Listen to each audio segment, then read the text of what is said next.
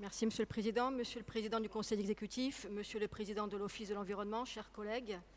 Cette question a été déposée depuis plusieurs semaines, comme vous le savez, mais l'actualité de ces derniers jours la rend encore plus prégnante quand on parle de cette île de plastique au large de la Corse.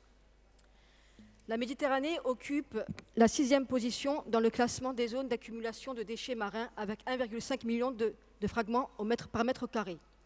L'apparition récente d'îles de déchets dans le Cap Corse et la Toscane annonce qu'il pourrait y avoir en 2050 plus de plastique que de poissons. La pollution plastique est considérée comme une pandémie mondiale, provoquant des ravages irréversibles. En 2016, la production planétaire était évaluée à 396 millions de tonnes.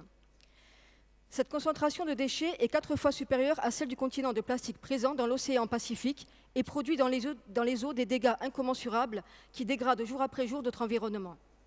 Ces résidus qui s'accumulent dans les profondeurs représentent l'équivalent de 66 000 bennes à ordures déversées chaque jour et ont également pour destination les littoraux.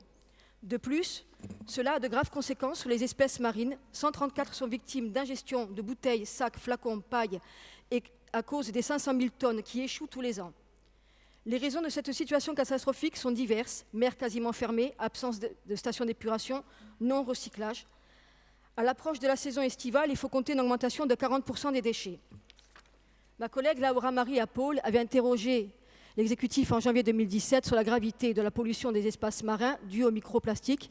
Dernièrement aussi, M. Julien Paolini avait interrogé également posé une question orale sur ce sujet. Laura Marie Apol avait par ailleurs souligné la complexité, l'invisibilité et surtout la dangerosité de ce phénomène.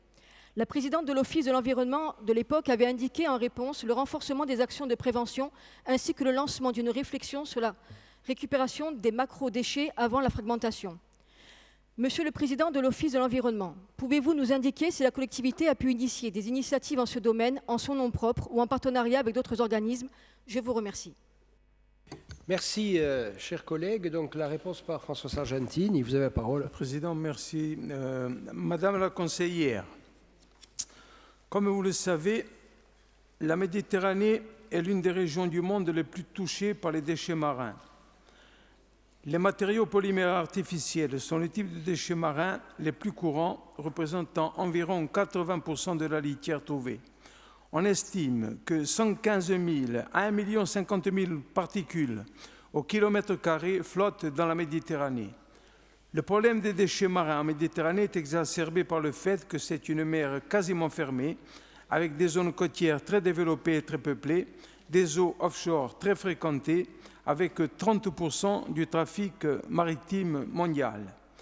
Malgré les incertitudes et les lacunes dans les connaissances sur les déchets marins, les données actuelles sont plus que suffisantes pour exiger la mise en œuvre de mesures globales de prévention et d'atténuation.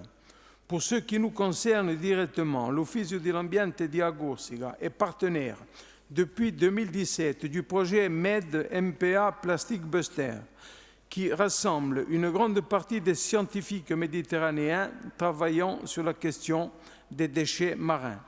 Ce programme permet d'initier les études sur la localisation des principales zones sous-marines d'accumulation de plastique dans les fonds de la réserve naturelle des Bocche di Bonifacio et dans les zones Natura 2000 adjacentes, afin d'affiner les cartes d'accumulation de macrodéchets sur le littoral, quantification des volumes plus précis, établissement de fiches de chantier pour les nettoyages. En 2019 et 2020, les principales actions auxquelles va participer notre office vont se concentrer sur la définition de méthodologies harmonisées au niveau territorial et de l'État pour le suivi des déchets en Méditerranée, l'identification des points chauds dans les aires marines protégées, l'évaluation de l'impact des déchets marins sur la biodiversité dans les aires marines protégées, la mise en œuvre de mesures de prévention et d'atténuation, la mise en place d'un plan de gouvernance conjoint pour la gestion des déchets marins dans les aires marines protégées pélagiques et côtières de la Méditerranée. De plus, l'Officio dell'Ambiente di Agorsica participe au programme Interreg Marittimo ISOS Isole Sostenibili, qui a pour objectif d'encourager des démarches territoriales intégrées pour la préservation des ressources et la mise en valeur conjointe des patrimoines naturels et culturels des petites îles. Si les très petites îles partagent des défis communs au niveau international et partagent aussi des solutions, ce sont de formidables laboratoires d'innovation technique et sociaux qui méritent d'être capitalisés, valorisés et partagés. L'Ufficio di l'Ambiente di Agorsica a d'ailleurs organisé en 2018 à Bonifacio l'atelier gestion des déchets dans les petites îles. Ces problématiques nous ramènent au début de ma réponse, à savoir que la gestion des déchets marins commence en amont sur la terre. Il nous faudra connaître la répartition des déchets dans les mers et leur impact sur l'environnement marin, sur les petites îles et notamment dans les espaces protégés les plus sensibles pour sauvegarder notre biodiversité.